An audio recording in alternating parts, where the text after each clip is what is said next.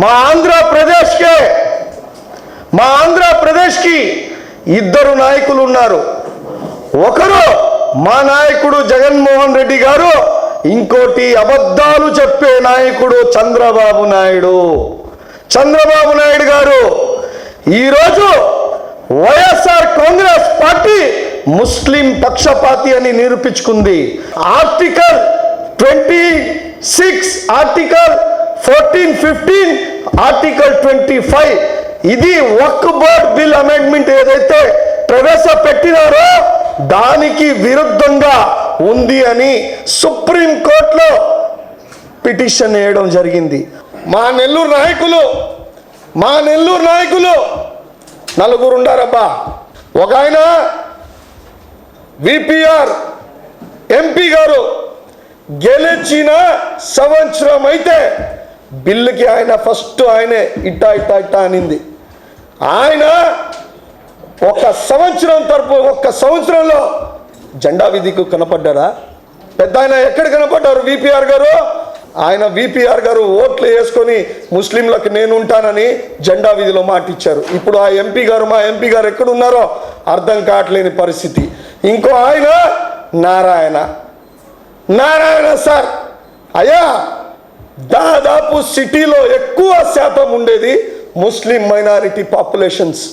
ఆ ఓట్లు వేయించుకొని మీరు రంజాన్లో కూడా మీరు ఒక మసీద్లో ఇఫ్తియార్ విందుకు కూడా రాని పరిస్థితి. మీరా మా మీద నారాయణ గారు ప్రేమ చూపించేదా? మీ కార్యకర్తలకే పట్టించుకోరు మీరు. ఈయన ఒక్క మాట కూడా వచ్చి అరే నేను ఉన్నానయ్యా ముస్లింలకి, నేను చంద్రబాబు నాయుడుతో మాట్లాడతాను అని చెప్పని పరిస్థితి. ఎన్ఆర్సీ ఎన్పిఆర్ అప్పుడు పెద్ద స్టేజ్ పెట్టి కేవీఆర్ పెట్రోల్ బంక్ పక్కన అబ్బా పాట పాడాడు మా గురించి ఎంత పాట. ఎవరు తెలుసు ఆయన? మా రూరల్ ఎమ్మెల్యే శ్రీధర్ రెడ్డి అన్నా శ్రీధర్ అన్న ఎక్కడున్నావన్నా మా గురించి నువ్వు పోరాడే వ్యక్తివి. రూలింగ్ గవర్నమెంట్లో అప్పట్లో మా శాసనసభ్యులుగా ఉంటూ మీరు ఎన్ఆర్సీ ఎన్పిఆర్ గురించి మాట్లాడారు కదా, పాట బలంగా పాడారు కదా, ఎక్కడున్నారు బాస్? ఎందుకు ఇప్పుడు మీరు బయట రావట్లేదు? ఎందుకు? రూరల్ ఎమ్మెల్యే గారు నేను ముస్లిం పక్షపాతిని, నేను ముస్లింల కోసం ఉంటాను అని చెప్తారు కదా. శ్రీధర్ అన్న మీరు ఎక్కడున్నారు అనేసి నేను అడగదలుచుకుంటున్నా. ఏం ముస్లింలో మీకు ఓటమి వేయలేదా? మీరు ఎందుకు రావట్లేదు? చంద్రబాబు నాయుడు అంటే మీకు అంత భయమా? వచ్చే ఎలక్షన్లో ఖచ్చితంగా గుణపాఠం చెప్తాను.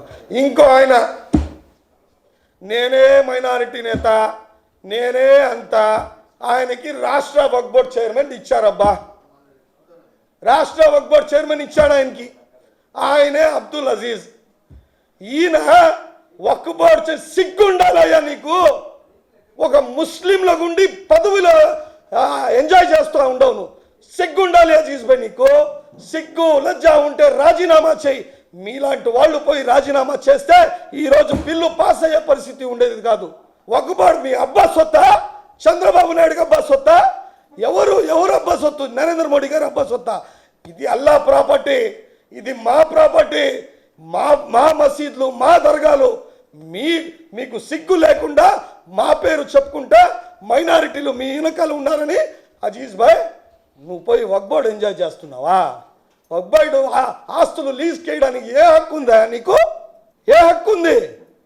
ఈరోజు మీరు కానీ రాజీనామా చేస్తుంటే డమ్మీలు 3 ఎమ్మెల్యేలు, ఒక ఆయన మంత్రి, ఆయన ఎన్ని మసీదులు స్టేట్లో ఉన్నాయి కూడా తెలియదు ఆయనకి.